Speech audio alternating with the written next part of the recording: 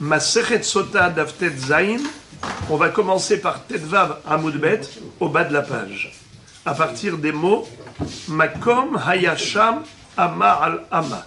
Tanu Rabanan, la Baraïta que cite la Gemara nous enseigne une déduction du Pasuk. Elle nous dit comme ça. Umin he'afar asher ihye bekarka amishkan ikahako. La Torah nous dit de la terre qui se trouve dans le sol du Mishkan, le Kohen en prendra une poignée pour mettre dans le verre de la sota. Yachol yetaken mi bachutz v'yachnis. Pourquoi est-ce que la Torah avait besoin de préciser Bekarka à Mishkan? Parce que nous aurions pu croire qu'il est suffisant d'être Metaken mi bachutz v'yachnis, c'est-à-dire on prendrait du sable de l'extérieur et on rentre à l'intérieur du Mishkan et c'est suffisant. Talmud lomar Bekarka à Mishkan. C'est la raison pour laquelle la Torah avait besoin de préciser que non, le sable qu'il prendra, c'est de Karka Mishkan, du sol du sanctuaire, et non pas de l'extérieur. Ibe Karka Mishkan, si la Torah n'avait pas écrit Asher Ihye Bekarka Mishkan, si la Torah avait écrit uniquement Bekarka Mishkan, alors Yachol, Yahpor Bekardumot, c'est-à-dire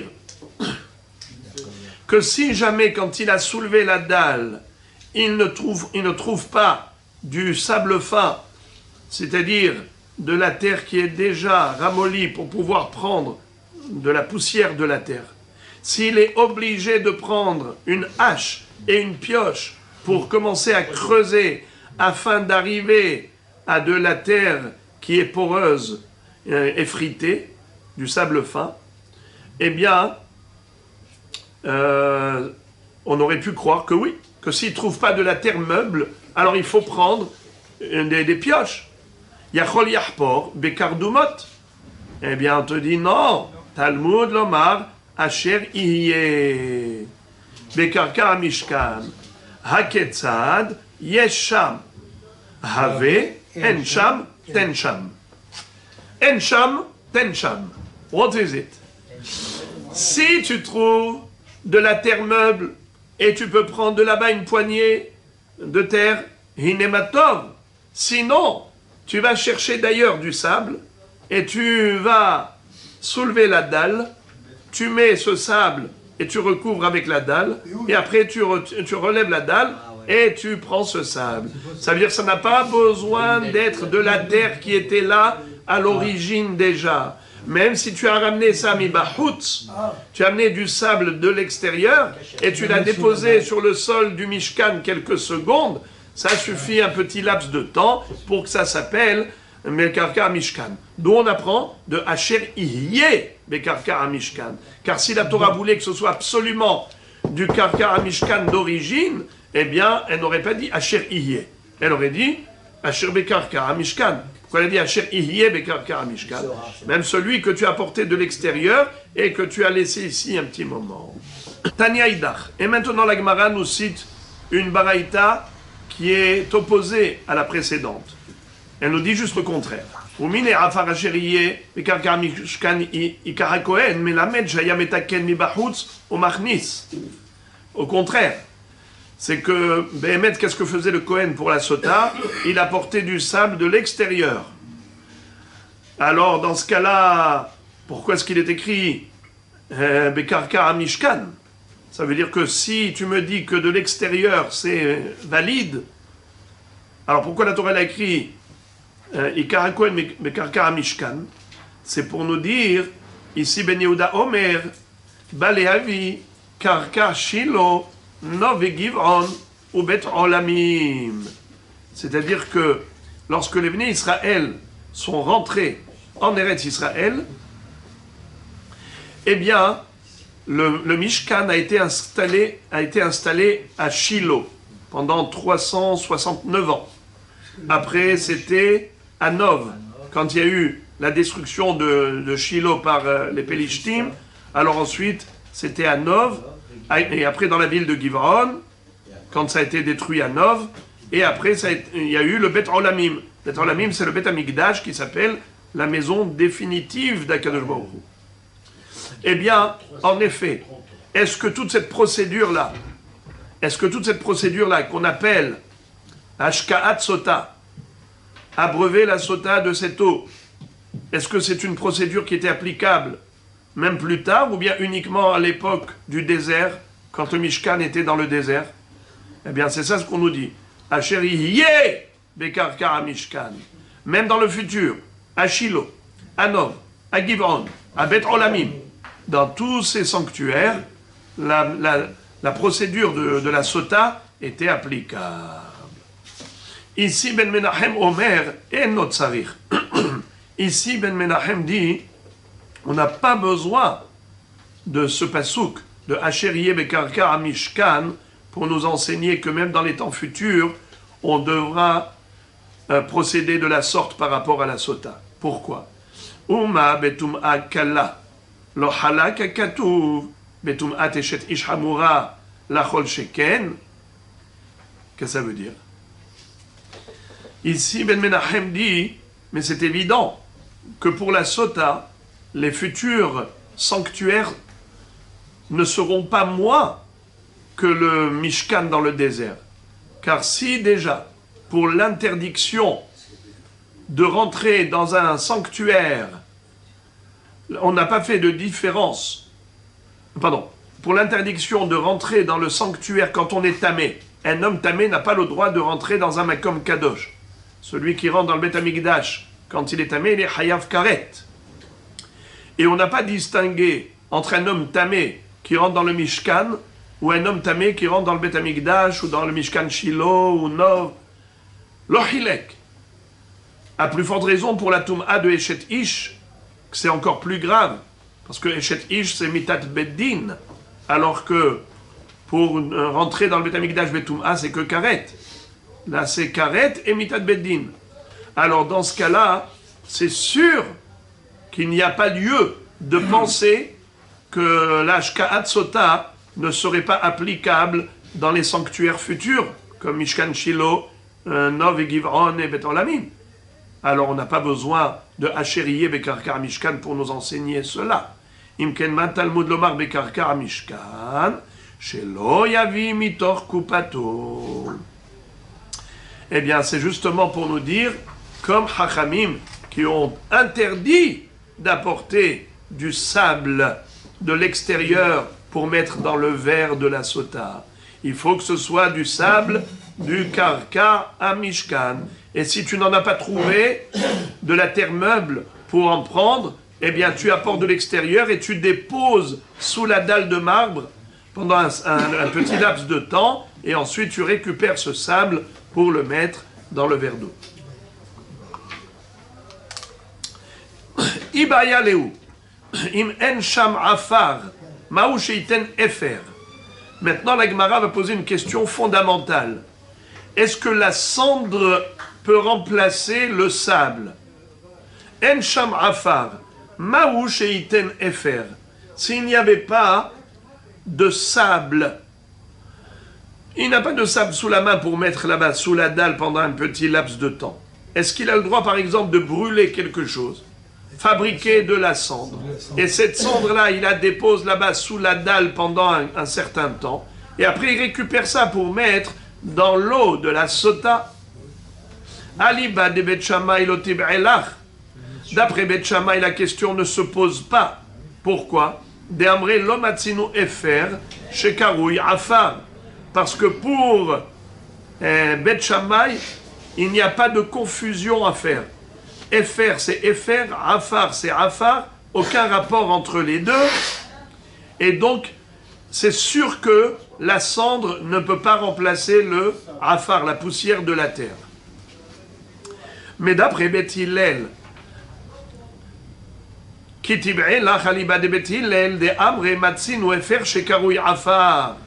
mais d'après Beth Hillel qui disent que oui, la Torah a qualifié la cendre de afar, de poussière de la terre.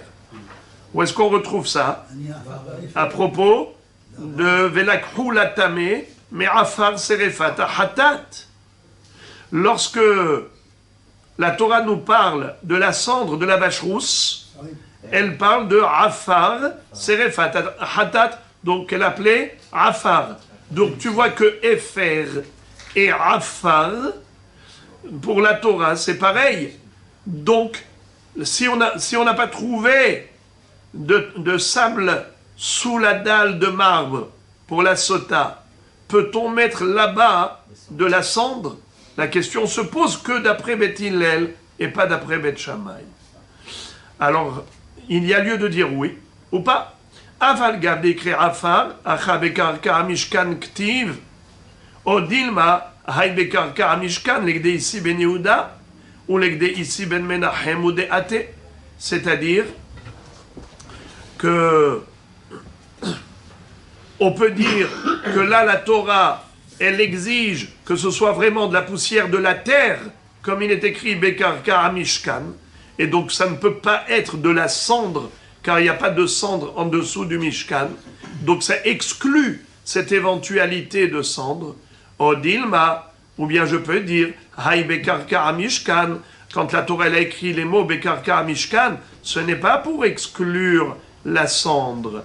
C'est soit pour ici Ben Yehuda, qui dit que c'est pour inclure le Mishkan Shiloh, Nov, Givron et Bet Olamim, ou bien d'après ici Ben Menachem, c'est pour nous dire qu'il faut que ça reste un certain laps de temps sous la dalle, sur le Karka à Mishkan, mais ça peut être aussi de la cendre. Alors on a un safek. La Gemara essaye de déduire la solution à ce safek de la baraïta suivante. Tashma de Amar Rabbi Yochanan Mishum Rabbi Ishmael. Rabbi Yochanan dit au nom de Rabbi Ishmael, Bishlosha Mekomot Halacha Okevet Mikra. Il y a 3 endroits où la halacha les Moshe Sinai déracine un pasouk. Par exemple, à Torah Amra Be'afar, Ve'halacha Bechol Davar. C'est-à-dire, il est écrit à propos du Kisui Adam. Il y a une mitzvah, à chaque fois qu'on fait une shchita d'un off, ou la shchita de... Hein? La mitzvah de recouvrir le sang de la volaille, ou bien d'une haya, pas d'une behema. La mitzvah de recouvrir le sang, c'est uniquement quand on fait la shchita de off ou de haya, mais pas de behema. C'est quoi haya déjà? Bête sauvage. Un exemple? Le tsono, Bravo. Il y a 7 sortes de bêtes sauvages qui sont cachères. Parce qu'on vient de dire que les behemoths, comme le tson et bakar, c'est behemoth. Il n'y a pas de mitzvah de kisui adam. C'est uniquement haya. Haya, c'est ayal, tsevi, yahmour. Pas aïl. Pas aïl, parce que aïl, c'est un bélier. Ayal, un cerf, une gazelle.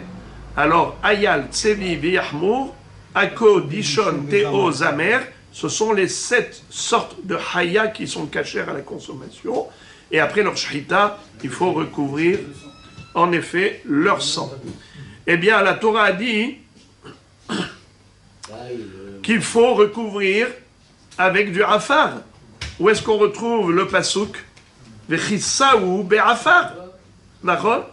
Vechissaou be'afar. Et pourtant, d'accord? Alacha bechol davar. Qu'est-ce que ça veut dire bechol davar? Regardez ce qu'il dit Rashi. Rashi dit alacha bechol davar amegadel smachim. Kegon, hagir, hazarnich, Hasid, Harsit, Ulvena Shekacha, toutes sortes de choses qui peuvent permettre la pousse d'une plante. Toutes sortes de choses qui est Megadel Tzmahim, même si ce n'est pas du afar de la terre, c'est pas de la poussière de la terre.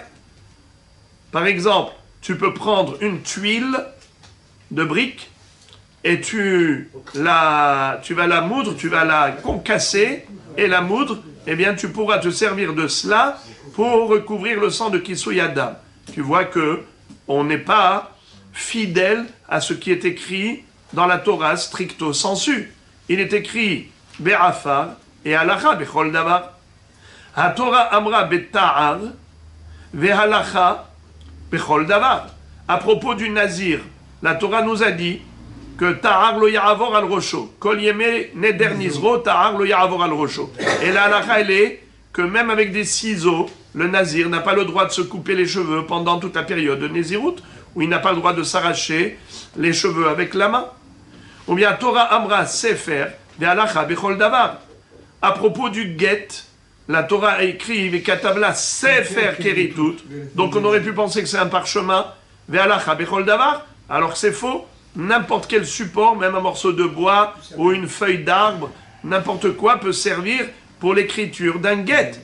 Donc tu vois que dans 3 endroits, la halakha les Moshe Misinaï nous a enseigné que il ne faut pas comprendre le pasuk stricto sensu. Dans le Kisui Adam, à propos du nazir, il n'a pas le droit de se couper les cheveux, et à propos du guet, dans ces 3, il y a un lachon du pasuk, que si on le traduisait littéralement, ça voulait dire quelque chose, et pourtant la halakha les Moshe Misinaï nous a dit qu'il ne faut pas retenir le pasuk tel quel, il faut comprendre la halakha autrement. Alors la Gemara pose la question, elle dit Veimita lichshovna meha. Si be'emet le efer, la cendre, était valide pour la sota, et pourtant c'est écrit be'afar amishkan. Afar amishkan, et tu viens et tu me dis que c'est pas seulement le afar, c'est même le efer, la cendre, c'est aussi valable pour la sota. Alors pourquoi est-ce que ce Rabbi Yochanan, au nom de Rabbi Shmael, qui nous a dit Bishlosha Mekomot, dans 3 endroits, la halakha les Moshe Misinaï a entre guillemets déraciné le pasouk. Elle nous a donné une halakha qui paraît différente du pasouk. Alors normalement, il n'y a pas que 3 endroits, il y a 4 endroits. On aurait dû rajouter également la sota, que c'est pas seulement Be'afar à Mishkan, c'est aussi, c'est pas seulement le Afar du Karkar à Mishkan, c'est aussi Efer, la cendre. La Gemara dit Tana Veshier. Tu as raison. C'est une très belle remarque, mais le Rabbi Yochanan, au nom de Rabbi Shmael, qui a énuméré une liste de cas comme le Kisui Adam, comme le Nazir, comme le Get, en fait, sa liste n'est pas exhaustive. C'est ce qu'on appelle Tana Veshier. Bien qu'il ait énuméré 3 cas, mais il y a encore d'autres. Il y en a encore d'autres qu'il n'a pas énumérés. Par exemple, la sota. Il se peut que la sota, bien que la Torah ait parlé de Afar, mais même le Efer est valable. Et il n'en a pas parlé. Parce que Tana Veshier. Vous savez qu'est-ce que c'est que Tana Veshier? Le Tana, ce n'est pas un marchand ambulant qui est obligé de prendre toute sa marchandise avec lui. Il en a laissé. Il a énuméré 3 halachot, mais il y en a peut-être une 4e qui n'a pas énuméré. La Gemara dit Maï shier de haï shier. Ça n'existe pas, ça. Que le Tana laisse un seul détail, ce n'est pas possible. Ou bien il laisse 2 détails qu'il n'a pas cités, ou bien il te cite la totalité. Mais laisser juste un détail, ça n'existe pas. Alors si tu me dis que Tana Veshier, le Tana, il a laissé le sujet de la sota, il aurait pu l'énumérer, mais il n'a pas énuméré, forcément il y a encore un 5e détail qu'il n'a pas énuméré. C'est lequel? Maï shier de haï shier. Shier Metzora. C'est à propos du Metzora. Detania. Vehaya bayom ha-shevi'i yegallah et kol se'aro. Vous savez que le Metzora, le lépreux, le jour de sa purification, le 7e jour après sa guérison, alors il est écrit dans la Torah comme ça. Écoutez le pasouk. Vous l'avez sur le côté droit. Ve'aya bayom ha-shevi'i yegallah et kol se'aro. Le 7e jour, il va devoir se raser tous les poils. Et rocho, sa tête. Et zekano, sa barbe. Et gabot enab, ses sourcils. Et kol se'aro, yegaléah. Et tous ses cheveux, tous ses poils, il va devoir les raser. Ve'aya bayom ha-shevi'i yegalah et kol se'aro, klal. Et rocho, et zekano, et gabot enab, prat. Et kol se'aro, yegaléah, hazar ve kalal. Klal ou prat ou klal, yata danela ke'ena prat. Ma prat meforash. Mais comme kinus se'ar venir afkol, comme kinus se'ar venir et. Qu'est-ce que ça veut dire? Nous avons l'une des règles, l'un des codes de la Torah. La Torah, elle est interprétée par 13 codes. Bishlosh, Esre, Midot, Torah, Nidreshet, Bigzera, Shava, Wekal, Vahomer. N'est-ce pas? Klal ou prat ou klal. Klal ou prat ou klal, Iatadan est là, Ke'en aprat. Lorsque la Torah s'exprime dans ces termes, d'abord, elle te donne un klal, une généralité. Ensuite, elle te précise un détail, un prat. Ensuite, à nouveau, elle te donne une généralité. Donc, généralité, détail, généralité. Klal ou prat ou klal. Comment faut-il comprendre ce que veut la Torah? La généralité, c'est quoi? Elle a tout dit. Et kol se'aro.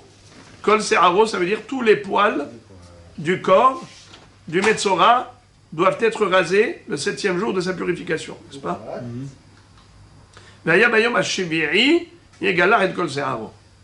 C'est quoi kol se'aro? Tous les poils. Après, Rocho, Zekano, Gabot Enav. Ça, c'est un prat. Donc, on te parle de Zakan, la barbe, les sourcils et les cheveux. Et après, Vet kol se'aro yegalea. Répétition. C'est quoi kol se'aro? Tous les poils de son corps. Alors, tous les poils de son corps, détail, tête, sourcils et barbe. Ensuite, tous les poils de son corps. Eywa. Alors, quelle est la règle? Rappelez-moi quelle est la règle? Klal ou prat ou klal, Iatadanela, Ke'en aprat. Ça veut dire, le klal veut être kolel que ce qui ressemble au prat. Quand la Torah s'exprime de la sorte, klal, prat, klal, c'est qu'elle veut inclure dans le klal que ce qui ressemble au prat. Et qu'est-ce qui ressemble au prat en l'occurrence? Quelle est la spécificité du prat? Quel est le caractère de ce prat? Les poils. Non. Il y a 2 critères. Mais comme kinus se'ar, one, venir et tu. C'est-à-dire, premièrement, il faut que ce soit un endroit où il y a une forte pilosité qui est concentrée. Deuxièmement, il faut que ce soit visible. Exemple, quel est le din des poils qui poussent dans les aisselles? C'est pas visible. Bravo! Bien que ce soit kinus se'ar, bien que ce soit une concentration de pilosité. Les poils, ils poussent là-bas, en concentré. Est-ce que le Metzora doit raser? Non. Pourquoi? Parce que les exemples de détails que la Torah t'a donnés pour comprendre le klal, eh bien, il fallait que ça réponde à 2 critères. Uno, kinusea, concentration de cheveux, et deuxièmement, visible. Par exemple, les sourcils, c'est visible? Oui. La barbe, c'est visible? Oui. Les cheveux, c'est visible? Oui. Mais sous les aisselles, ce n'est pas visible. Eh bien, bien que ce soit, mais comme kinusea, avalonir est.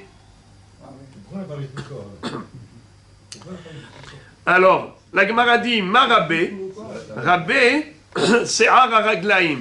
Qu'est-ce qu'on a voulu rajouter au travers du klal? Parce que si tu m'as déjà donné tout en détail, et c'est que... Alors c'est bon, pourquoi tu as besoin du klal? Le klal, il vient rajouter quelque chose qui ne figure pas dans le prat. C'est quoi? Visibilité, concentration. Mais c'est quoi par exemple? Eh ben, la pilosité. Où ça? Eh ben, Sous les bras. Sous les bras, on vient de dire que non. On a dit que non. Alors quoi, oui? La barbe. Mais ça c'est déjà écrit en détail. Mais la Torah, elle a déjà écrit en détail. Elle a écrit la barbe, elle a écrit les sourcils, elle a déjà écrit les, comment on appelle ça, la tête. Alors, si déjà écrit la tête, les sourcils, la barbe, alors pourquoi est-ce que nous écrit le klal? Le klal, il vient rajouter quelque chose qui ne figure pas dans le prat. Et le prat, il vient nous dire qu'est-ce que le klal veut nous enseigner, quelque chose qui ressemble au prat. Et c'est quoi qui ressemble au prat? Eh bien, les 2 critères. Kanus, venir est. C'est quoi kanus? Concentré. Nir est visible. Alors, est-ce qu'on peut rajouter, par exemple, les cheveux, les poils qui poussent sous les aisselles? Non. On a dit non, pourquoi? Parce que ce n'est pas visible. C'est pas visible. Ok, alors qu'est-ce que ça vient rajouter le klal? C'est à régler. C'est quoi c'est Haraglaim? Il est parti les poids que nous avons. Bravo, Ah, les jeunes parties. bravo, Le plus bien, non? bravo. Il est parti assis. Enfin, Les parties intimes, les poils qui poussent à côté de l'appareil génital. Eh bien, ces poils-là, ça s'appelle canus. Est-ce que c'est visible? Bien sûr que c'est visible. Si une personne elle est déshabillée, c'est parce qu'il eh bien c'est normal. Eh bien, si quelqu'un aussi il va se cagouler aussi, tu vas dire que c'est pas visible. Quelqu'un qui met un chapeau, tu vas me dire que ses cheveux de la tête ils sont pas visibles parce qu'il a mis un chapeau. Alors quelqu'un qui se met un voile sur la tête, un cagoulé, tu vas me dire que c'est pas visible. Bien sûr que c'est visible. Quand on dit pas visible, naturellement invisible. Les aisselles, par exemple, quelqu'un qui se tient normalement, eh bien tu vois pas, il a besoin de lever la main pour voir sous le bras. Mais sinon, temps normal, tu vois pas. Mais quelqu'un qui est nu, tu vois pas les poils sous les aisselles, mais tu vois les poils, la pilosité de l'appareil génital. Eh bien, Rabotaï, ça s'appelle Canus venir e. Eh bien, voilà ce qu'on a voulu rajouter. Maïrabé, qu'est-ce qu'on a voulu être Mérabé? On a voulu être Mérabé. La pilosité qui se trouve au niveau de l'appareil génital. Alors maintenant, la Gemara nous dit, ou Maïmiret, et qu'est-ce qu'on a voulu exclure dans ce cas-là? Miret de Betashehiv et des coulées gouffées. Alors, on a exclu, premièrement, les poils qui poussent sous les aisselles, bien que ce soit concentré, mais ce n'est pas visible quand la personne est dans une position normale, et également les poils qui poussent sur tout le corps, car on ne peut pas dire que c'est un lieu de concentration, c'est dispersé, étant donné que ce n'est pas un makom kinous, ce n'est pas un concentré dans un seul endroit, comme la barbe, comme les cheveux de la tête et comme les sourcils, eh bien ce n'est pas inclus dans le klal. Alors tout ça, c'est le pshat. Veilcheta, megaléa kedalat. Et pourtant, la halakha le Moshe Misinaï, c'est qu'il doit se raser entièrement de haut en bas comme une citrouille. Ça veut dire que finalement, le Metzora, il va être sans aucun poil dans tout le corps, comme un potiron. Ditnan, balo lehakif et Metzora, ma'avir ta'ar al-kol besaro. Le Metzora devait être rasé entièrement. Les katane sifa, ou bayom ha-shevi'i, megalecho tiglahad shnia, ke tiglahad rishona. C'est-à-dire que les deux rasages du Metzora étaient identiques, c'est-à-dire entièrement de haut en bas. Donc tu vois qu'en effet, le Tana n'a pas énuméré tous les cas de figure où la halacha okevet Torah. Halacha okevet Torah. Elle a parlé que de Kisui Adam, elle a parlé que du Nazir, que du Get, mais elle n'a pas parlé du Metzora au niveau de sa Tiglahat, et donc peut-être qu'elle n'a pas parlé non plus de la Sota. La Sota, c'est quoi? C'est que émettre la cendre pourrait remplacer le Afar au niveau de la Sota, n'est-ce pas? Il met de la cendre un petit moment sous la dalle de marbre, et après il récupère cette cendre pour mettre dans le verre. Ah, mais pourtant c'est écrit dans la Torah, mais Afar Karkara Mishkan, c'est écrit Afar. Eh bien, voilà, ça peut être encore un cas où Halacha Okevet Mikra. Dans le Mikra, c'est écrit Afar, et dans la Halacha, c'est Efer. Exactement. La cendre. Exactement comme pour le Metzora. Si tu lis le Mikra, alors tu vas dire qu'il faut lui raser que les concentrations de pilosité qui sont visibles. Alors que dans la halacha, c'est que Maravir Ta'ar al-Kol Besaro. Alors voilà, je t'ai trouvé. Rav Nachman n'est pas d'accord. Amar Rav Nachman bar Yitzchak, ki kahashiv halacha okevet mikra, ha okevet miderabanani. Qu'est-ce que ça veut dire? Toi, tu me dis que Metzora, voilà encore un cas où la Torah nous dit quelque chose, et la halacha elle repousse le mikra. Ce n'est pas vrai. Ici, à propos du Metzora, la halakha ne repousse pas un mikra clair.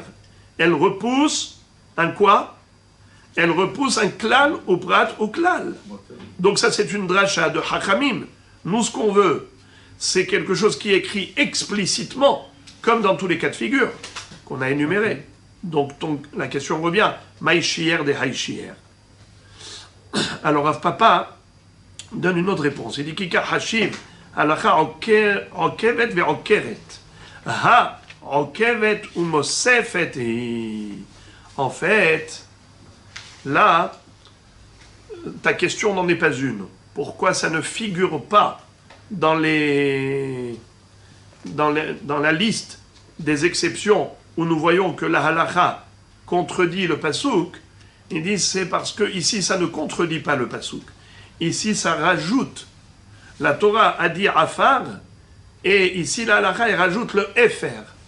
C'est pour cela que ça ne figure pas dans la liste de halakha en kevet mikra. Ravashi donne une autre réponse. Il dit hamatnita mani. Cette baraïta là qui dit que en effet, on est limité à 2 critères au niveau du rasage du Metzora. C'est uniquement des concentrations de pilosité qui sont visibles. Rabbi Ishmael hi, Dedarish, Klale ou Praté. En effet, c'est Rabbi Ishmael qui, lui, de manière générale, il est Doresh, le Mikra, Klal ou Prat ou Klal. Mais c'est qui, la Baraïta qui dit Kedallahat, qu'il faut qu'il le rase entièrement de la tête aux pieds et partout, il doit passer le rasoir, partout, comme un potiron. Mani, Rabbi Akivahi, des Darish, Ribouye ou Mirouté. C'est Rabbi Akiva qui, lui, n'est pas Doresh. La Torah, en général, à chaque fois qu'il a un klal ou prat ou klal, il ne dit pas klal ou prat ou klal, il dit Ribouye, Mirout, Ribouye. Des Tanya. Veaya, Bayom Hashevi'i, Yegalah et Kol Se'aro, Riba. Qu'est-ce que ça veut dire riba? Il faut être mégaliah tous les séharot du corps du Metzora. Edroshovet, zekanovet, gabot, enav, mi'et. Ça veut dire qu'il faut être mégaliah que la tête, que le zakan et que les sourcils. Vet kol se'aro yegaliah hazar veriba. Alors comment Rabbi Akiva il est doresh ribouy mi'oud veribouy, riba ou mi'et veriba, riba hakol. Maï riba, riba découlé gouffé. Ou maï mi'et. Qu'est-ce qu'on est, mémaret, que les poils qui sont à l'intérieur du nez, c'est-à-dire à l'intérieur des narines. C'est que ça que on n'a pas besoin d'être mégaléach dans le Metzora. Mais sinon, riba ou mi'et veriba, riba hakol. Donc voilà, c'est ce qui fait qu'il n'y a pas de kushia par rapport au effet. Maï have Allah. La Gemara maintenant pose la question, elle dit ok. Halachiquement parlant, est-ce qu'on peut se servir de la cendre à la place du afar? La Gemara dit, Tashma, de Amarabuna, Barashi Amara, Imen Sham Afar, Mevi, Rakvu vite, Yerek ou Mekadesh. C'est-à-dire que même, figurez-vous, si le Kohen n'a pas trouvé de terre meuble pour prendre du afar, pour mettre dans l'eau de la sota, figurez-vous qu'il peut même apporter ce qu'on appelle de la putréfaction de légumes. Par exemple, il a laissé un légume pourrir jusqu'à ce qu'il est devenu en poussière, il s'est effrité. Même ça, il peut apporter, mettre sur la dalle de marbre, un petit moment et récupérer. Donc, au Todavar, il peut prendre aussi la cendre de n'importe quoi. C'est pas moins que la rakvouvite de Yerek, il peut être Mekadesh cela dans le Mishkan en le laissant un laps de temps sous la dalle de marbre et récupérer. La Gemara dit non, ce n'est pas une preuve. Eloi, pourquoi? Rakvouvit Yerek ou de Avay Afar, Aval Efer lo Avay Afar. La Gemara dit ça, ce n'est pas vraiment une preuve. Pourquoi? Parce que la putréfaction d'un légume, ça devient mamash du Afar. Tandis que le Efer ne devient pas du Afar, parce que d'où provient le légume? Provient de la terre alors lorsqu'il pourrit et il s'effrite, ça redevient de la terre. Tandis que le Efer ne deviendra pas de la terre tout seul. C'est pour cela qu'on n'a pas de preuve, et donc la question reste en suspens. La Mishnah nous a enseigné combien doit-il mettre de afar dans l'eau, kedeshirae ala maim. Il doit mettre de quoi? Que ce soit visible sur la surface de l'eau. Tanu Rabanan, shlosha tzrichim sheyiraou, afar sota, vefer para, verok yebama. Mishum Rabbi Ishmael amrou, afdam tzipor. La Braïta nous dit qu'il y a 3 éléments qui doivent être visibles à l'œil nu, c'est-à-dire afar sota. Il faut qu'on puisse voir le afar au-dessus de l'eau. Également, le Efer de la para adouma. Lorsque le Kohen va asperger quelqu'un avec le Efer de para adouma, alors il faut qu'on puisse voir la cendre sur l'eau pour pouvoir ensuite asperger les personnes impures ou les kélim impurs. Exactement comme pour la sota. Et Verok Yebama, Rok Yebama, le crachat de la Yebama. Vous le savez que lorsqu'un homme est décédé, son frère, il est décédé qui n'a pas laissé de progéniture, son frère doit faire Iboum. Il doit épouser sa belle-sœur. Mais s'il ne souhaite pas faire le Iboum, alors dans ce cas-là, ils vont aller au Beddin, et là-bas, la Yebama va le déchausser, lui faire la Halitza, et elle doit cracher par terre devant lui, et dire Kacha ye'ase la ish asher lo ivne et bet achiv. Voilà ce que méritera comme traitement méprisant celui qui refuse de construire la maison de son frère. Eh bien, ce crachat doit être visible. Ça ne peut pas être un petit postillon. Il faut qu'il soit vraiment visible. Mishum Rabbi Ishmael Amrou, Avdam Tzipor. Il y a une 4e halakha où on exige la visibilité. C'est lorsqu'on mélange le sang du premier oiseau du Metzora dans l'eau. Comme on avait dit tout à l'heure, que le Metzora devait apporter 4 éléments, bois de cèdre, hysope, tissu rouge écarlate et 2 oiseaux. Un oiseau qui sera égorgé et le sang sera versé dans le kéli d'eau. Mais dans ce kéli d'eau, il faut qu'on puisse voir la rougeur du sang du tzipor. Parce qu'ensuite, il va devoir plonger les 4 éléments pour asperger le Metzora avec. Mais il faut que l'eau soit rouge, que le sang soit visible. Maïtama de Rabbi Ishmael. Pourquoi Rabbi Ishmael lui dit que même le dam tzipor du Metzora doit être visible? Dirtiv vetaval otam bedam tzipor.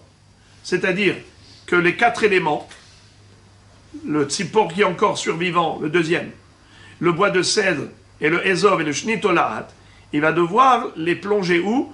Vetaval otam bedam hatzipor hashehuta alamaim achaim. Il doit les tremper dans le sang du tzipor qui a été égorgé sur l'eau. Alamaim achaim, c'est-à-dire l'eau de source. Vetania bedam hatzipor hashehuta. Yachol bedam velo bemaim.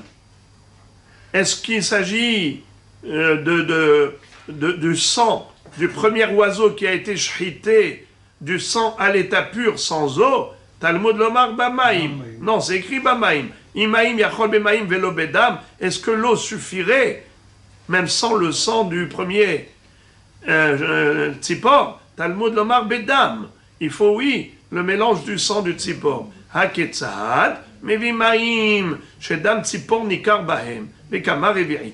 C'est-à-dire, il faut qu'il mélange les deux de manière à ce que l'eau ne soit pas trop importante en volume, en quantité, de manière à diluer le sang jusqu'à ce qu'il devienne invisible. Il ne faut pas qu'il y ait trop d'eau. Combien donc il faut qu'il y ait de l'eau? Revirit maïm. Quand il y a un revirit maïm dans le kéli, alors le sang d'un tzipor est visible. Vera banane. Et Hachamim qui disent qu'ils ne sont pas d'accord avec Rabbi Ishmael, eux n'exigent pas que le sang du premier oiseau soit visible. Il dit alors qu'est-ce que veut dire Bedam? Vetaval otam bedam atzipor ashehuta alamaim achaim. Ils disent comme ça. Haou les gouffés de Achika Amara Hamana. Atbil bedam ou bemaim. C'est-à-dire que ce que la Torah veut te dire, c'est qu'il y a un mélange de dam et de maïm. Elle t'a pas dit qu'il faut que le dam soit visible, comme a dit Rabbi Ishmael. Mais Rabbi Ishmael, im ken nichtov rahamana betaval bahem, bedam ou bamaim lammali, l'énikar. Rabbi Ishmael, pourquoi il a déduit de ce passouk qu'il faut que le sang soit visible? Je vais te dire pourquoi. Parce que sinon, la Torah, elle aurait pu écrire bahem. Pourquoi elle a répété badam ou bamaim? C'est pour dire que le dam soit visible dans le maïm. Les Rabbanan, pourquoi on n'a pas écrit bahem? Et katav rahamana betaval bahem, ava amina haïlehude ve haïlehude, katav rahamana bedam ou bamaim le arevan. Si la Torah avait écrit bedam, si la Torah avait écrit bahem, alors bahem, on aurait pu penser, on a parlé du dam, on a parlé du maïm, alors on aurait pu croire qu'il faut que le Kohen, il prenne 2 kélim, un kéli de dam, un kéli d'eau, et il doit tremper respectivement 2 fois. Il trempe dans le sang, et ensuite il trempe dans l'eau, et il asperge. On aurait pu croire ça. C'est pour ça qu'on te dit non, il faut les mélanger, et ensuite tremper les autres éléments pour asperger le Metzora. Et Rabbi Ishmael, pourquoi il ne pense pas comme eux? Il dit les Arevan, Kra Aharina Aktiv, Peshahat et Atzipora Ehat, El Keli Heres Al Maim Haim.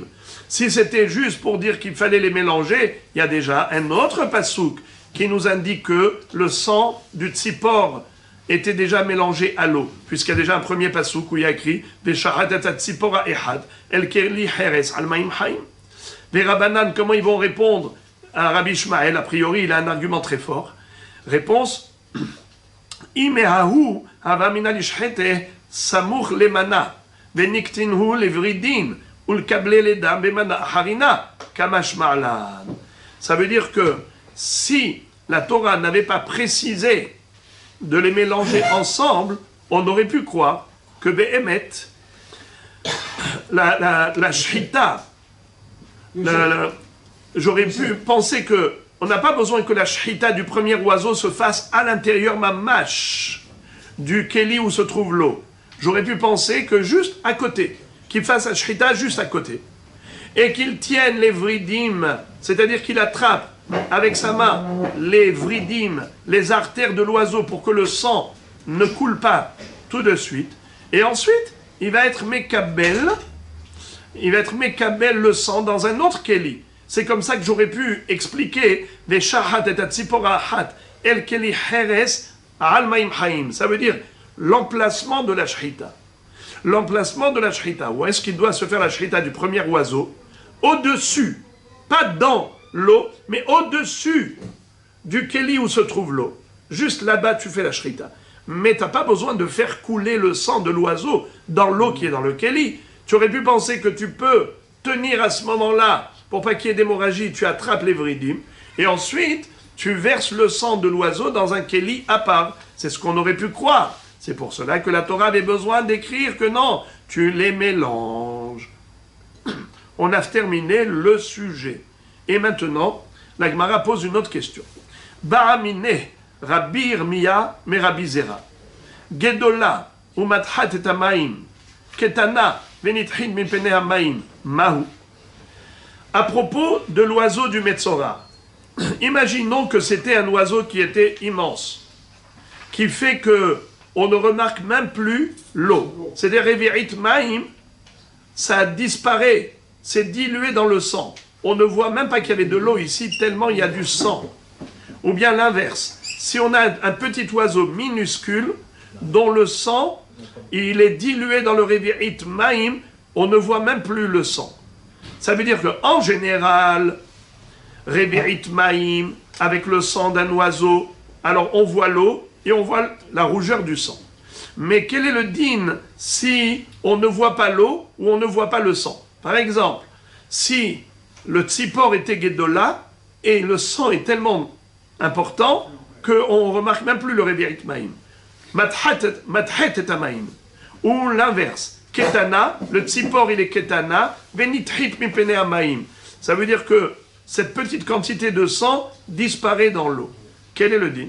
Amarle, il lui a dit, Lav aminalach, lot apik nafshach, les barmil cheta. Il lui a dit, est-ce que je t'ai déjà pas dit une fois que tu arrêtes de réfléchir dans ce sens, de remettre en cause les shi'urim de Hachamim? Betzipor deror shi'aru Hachamim, en lecha gedola, shematchet et hamayim, ve'en lecha ketana, shenitchit pimnei hamayim. Hachamim, quand ils ont fixé ce shi'ur de Revi'it Maim, c'est qu'ils ont parlé du tzipor dror. Tzipor dror, ce sont les oiseaux que nous voyons en liberté tout le temps. Eh bien, c'est ce genre de tzipor-là dont on parle. Deux tourterelles, shtetorim, oshne beneyona, ce sont des petits tziporim. Ils ne peuvent pas être si grands jusqu'à noyer l'eau, faire disparaître l'eau, ou inversement, que si peu, à tel point que ça sera totalement dilué dans l'eau jusqu'à devenir invisible. C'est impossible. En lecha gedola shematchet et hamayim, ve'en lecha ketana shenitchit mipnei hamayim. Donc les hachamim t'ont donné un shi'ur qui est général. C'est sûr que tu verras l'eau et tu verras la rougeur du sang. Tanu Rabbanan. Et maintenant, nous revenons au sujet de la sota. Higdim afar lamaim pasoul, Rabbi Shimon marchir. On a dit qu'il fallait que dans le keli d'eau, que le Kohen allait prendre du bassin et il allait mettre dedans du afar sota, est-ce que s'il a inversé, c'est kasher ou pas kasher? S'il a mis d'abord le afar dans le keli et ensuite l'eau, eh bien c'est une mahloket. Tanakama dit pasoul, Rabbi Shimon dit tout de même kasher. Maïtama de Rabbi Shimon, pourquoi Rabbi Shimon dit que c'est kasher? Pourtant, dans le passouk, a priori, c'est écrit qu'il faudra mettre du afar dans l'eau. Alors, comment il peut dire kasher? Réponse, il compare à para adouma, la vache rousse. Dirti velakehu latame me afar serefat hatat. Une personne qui était impure parce qu'elle a touché un mort, comment elle devient impure? Eh bien, c'est que le 3e jour et le 7e jour, elle sera aspergée avec les eaux lustrales mélangées au centre de la vache rousse. Et ensuite, le 7e jour, elle va aller au mikvé, après la 2e aspersion. Il est écrit, on prendra à l'homme impur de la cendre de Serefat Hatat. Tanya Marabi Shimon, Vechi Afaru, est-ce qu'on prendra du afar, de la poussière de la terre, mais c'est de la cendre. Shina Katub et Mashmao. Pourquoi la Torah elle a appelé la cendre afar? La dun hemenu gezerah shava. C'est pour qu'on puisse ensuite établir une analogie. Gezerah shava. Ne'emar kan afar, ve'ne'emar lehalan afar, ma lehalan afar al gabe maim, afkan afar al gabe maim. Uma kan igdim afar la maim kasher, af lehalan igdim afar la maim kasher. C'est pour te dire qu'il faut comparer le afar sota à efer para adouma. De la même façon que pour efer para adouma, normalement il faut mettre d'abord l'eau dans le keli et ensuite la cendre. Ainsi, pour la sota, normalement il faut mettre d'abord l'eau dans le keli et ensuite la poussière de la terre du Mishkan dans le keli. C'est vrai. Ça, c'est l'echatehila, a priori. Mais a posteriori, si à propos de Paradouma, il a mis d'abord le efer, il a mis d'abord la cendre dans le keli, ensuite il a versé l'eau, est-ce que c'est kasher? C'est kasher. Tout de suite, on va le démontrer, d'où on apprend que c'est kasher. Mais c'est kasher. Ainsi, pour la sota, s'il a mis d'abord le afar, sota dans le verre, et ensuite il a mis l'eau, c'est kasher. C'est pour cela que la Torah a écrit afar. À propos de Paradouma, elle aurait dû dire Efer, la cendre. Pourquoi la cendre, elle a qualifié de afar? C'est pour que ce soit une terminologie identique au afar sota, pour pouvoir établir la gezerah shava. Pour dire que le même mot figure dans les deux thèmes. Dans la sota et dans Paradouma, on retrouve le mot afar. Pour dire que de la même façon que Bedi Avad, a posteriori, si le Kohen a mis la cendre de la vache rousse dans le keli avant de mettre l'eau, c'est tout de même kasher. Ainsi, si le Kohen a mis d'abord le afar sota dans le keli avant d'y mettre l'eau, c'est tout de même kasher. Et la Gemara dit, Ve'atamin alandu Rabbi Shimon, c'est que Bedi'avad, c'est kasher pour para adouma, l'inversion de l'ordre. Réponse, trekra ektive. Parce qu'il y a 2 psukim écrits à propos de la para adouma. C'est écrit alav, alma efer beresha. Là-bas c'est écrit velakhu me'afar serefat hatat venatan alav maim haim. Quand tu dis venatan alav maim haim, ça veut dire quoi? Qu'il va mettre d'abord dans le keli la cendre et ensuite dessus il mettra l'eau. Oktiv, et dans le même passou qu'il est écrit maim haim el keli. Alma maim beresha. C'est écrit maim haim el keli, l'eau de source dans le keli. Alors je comprends plus rien. Une fois tu me dis que c'est le FR qui est dans le keli, et une fois tu me dis que c'est l'eau qui est dans le keli. Alors qu'est-ce qu'il doit mettre en premier lieu? Haketzad. Ratza zenoten, ratza zenoten. C'est pour te donner le libre choix. Ce que tu veux. Ce que tu veux, tu fais. Tu veux mettre d'abord la cendre et ensuite l'eau? Vas-y. Tu veux mettre d'abord l'eau et ensuite la cendre de la vache rousse? Vas-y. Il n'y a pas d'exigence de la Torah. Alors, de même que pour la paradouma, il n'y a pas d'exigence au niveau de l'ordre, ainsi pour la sota, il n'y a pas d'exigence au niveau de l'ordre. Car la Torah, elle a appelé la cendre de la paradouma afar pour comparer à cela le afar sota. Verabanan, el keli davka, ve'alav le'arevan. Qu'est-ce que ça veut dire? Comment Hachamim qui, eux, disent que si jamais il avait mis d'abord le FR ou d'abord le Afar Sota, eh bien ce n'est pas kasher.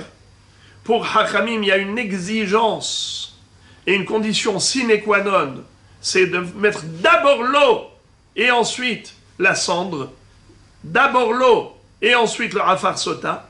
Si tu as inversé, eh bien ce n'est pas kasher. N'est-ce pas, comme on avait vu? Tano Rabbanan, Higdim Afar Lamaim, Pasoul. Et pourtant, dans le Passou qui a écrit 2 fois, dans Paradouma, une fois on a écrit Venatan Alav Maim, c'est-à-dire que le Maim arrive sur le FR, et une fois on a dit que Maim Haim El Keli, il faut que l'eau soit en contact direct avec le Keli. Alors pourquoi s'écrit différemment? Rabbi Shimon a joliment interprété le Passouk en disant Ratza Zenoten, Ratza Zenoten. Ça dépend ce que tu veux faire, tu fais. Alors pourquoi Hachamim sont exigeants? Réponse Verabanan, El Keli Davka. Parce que pour Hachamim, le Passouk qui dit Venatan Maim Haim El Keli. Alors, Maim Haim El Keli, Davka. La Torah veut que ce soit d'abord l'eau qui soit en contact du Keli. Alors pourquoi ensuite elle a écrit Venatan Alav Maim? Elle parle de la cendre. Elle a dit que tu mettras l'eau sur la cendre. Alors je comprends plus rien. Réponse, les Arevan. C'est pour te dire qu'il ne faut pas laisser la cendre à la surface de l'eau. Il faut remuer pour que l'eau soit sur la cendre. Au niveau de l'ordre chronologique, tu dois mettre d'abord l'eau, ensuite la cendre. Mais au niveau de la forme, tu dois mélanger. Alors la Gemara pose la question, elle dit dans ce cas-là, Ve'ima alav davka, ma'im haimel keli, shete hiyutan bakeli. Pourquoi tu ne dirais pas le contraire? Tu me dis qu'il y a un passouk qui est davka et un passouk c'est les arvan, n'est-ce pas? C'est-à-dire que 2 psukim ici qui se contredisent. Tu me dis qu'il y a un passouk qu'il faut traduire et expliquer stricto sensu. Ce qui est écrit, et pas autrement. Comme là, tu m'as dit, Maim Haim El Keli, Davka. Alors pourquoi s'écrit Alav? Il faudra mettre l'eau sur la cendre, c'est pour dire qu'il faut mélanger. La Gemara dit, mais on peut dire le contraire. On peut dire le contraire. C'est-à-dire que d'abord, le mot Alav, c'est Davka. Tu mets d'abord la cendre et ensuite tu mets l'eau. Ça, c'est Davka. Ça, c'est stricto sensu. Ah, alors, à quoi sert l'autre passou qui nous dit Maim Haim, Shete Hiyutan Bakeli? C'est-à-dire que quand tu vas puiser l'eau de source, alors il faut que ce soit le Keli où il y a déjà la cendre dedans. Et non pas transvaser d'un Keli à l'autre. Par exemple, puiser de l'eau de source dans un Keli numéro 1 et ensuite transvaser au Keli numéro 2 où il y a la cendre. Peut-être que c'est Maïm Haïm El Keli. La Torah, elle veut que tu puises directement l'eau vive de la source avec le Keli où il y a la cendre. Et donc, dans ce cas-là, on pourrait dire le contraire de ce que disent Hachamim. Hachamim exige d'abord l'eau et ensuite la cendre. Mais non, on peut dire que la cendre d'abord et ensuite l'eau, Zedavka. Et le passouk qui dit Maïm Haïm El Keli, ça veut dire juste Shete Hiyutan Ba Keli. Alors, la Gemara répond à cette question, elle dit, tu veux savoir pourquoi Hachamim exige d'abord l'eau et ensuite la cendre? Ma matzinu bechol makom, marchir le mala, afkan, marchir le mala. C'est-à-dire, de la même façon que pour la sota, on a trouvé que la Torah a dit que le marchir doit être en haut, c'est-à-dire, c'est quoi qui est marchir, l'eau de la sota? Le afar, on s'explique. Le mot marchir ici, ça veut dire que l'eau va devenir apte à abreuver la sota avec pour qu'elle soit sanctionnée si jamais elle avait trompé son mari. Ça s'appelle l'eau qui qualifie. Pardon, excusez-moi. L'élément qui qualifie. Qu'est-ce qui va rendre apte l'eau de la sota? Eh bien, c'est le afar du Mishkan. Il y avait l'effacement du texte, de la sota, mais il y avait aussi le afar. Qu'est-ce qu'on fait? On met d'abord l'eau, et ensuite on met le afar. C'est ce qui est écrit. Ou bien, par exemple, au niveau du Metzora, on a dit que le Metzora, qu'est-ce qu'on mettait dans l'eau du Metzora pour ensuite l'asperger, pour le purifier? Bravo, le sang de l'oiseau. Donc on met d'abord l'eau, et ensuite le sang de l'oiseau. Qu'est-ce qui fait le sang de l'oiseau? Il est marchir. Il rend cette eau apte à l'aspersion. Ensuite, le Kohen, qu'est-ce qu'il va faire? Il va prendre le bois de cèdre, branche d'hysope, le tissu rouge écarlate, le deuxième oiseau qui est encore vivant, il va les tremper dans ce keli, où il y avait quoi dedans? De l'eau et du sang. Du premier... Et comme on avait mis dans ce keli, on a mis d'abord l'eau, et ensuite le sang. Pourquoi? On met le marchir dans l'eau. Ce qui va rendre apte arrive en deuxième position. Ce qui va rendre cette eau apte arrive en deuxième position. Eh bien là aussi, Mamatzinu bechol makom marchir les ma'ala, afkan marchir les ma'ala. Là aussi, à propos de la para adouma, le FR de la para adouma, il arrive les ma'ala. C'est-à-dire d'abord tu mets l'eau et ensuite sur l'eau tu mets le FR. Et après tu mélanges. Mais d'abord tu mets l'eau. Pourquoi? Parce que dans tous les éléments où nous servons de l'eau mélangée à quelque chose qui est marchir, le marchir, il arrive toujours en deuxième position, les ma'ala. Comme pour la sota, le afar, il arrive après l'eau, sur l'eau. Comme pour le metzora, le sang du premier oiseau, il arrive sur l'eau.